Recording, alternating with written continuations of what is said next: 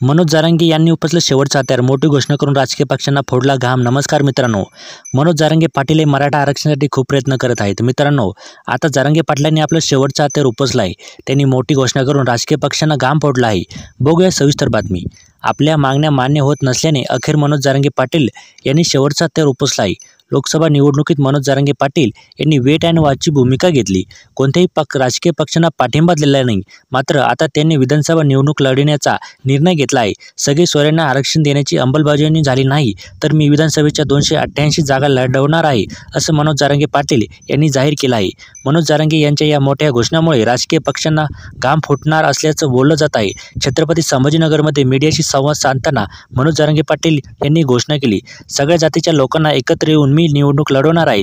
राज्यातील 288 जागांवर उमेदवार देणार आहे, असं सांगताच लोकसभेच्या निवडणुकीत एक झाला, मराठा एक झाला. मोदींना गोधड्या घेऊन महाराष्ट्रात यावं लागलं.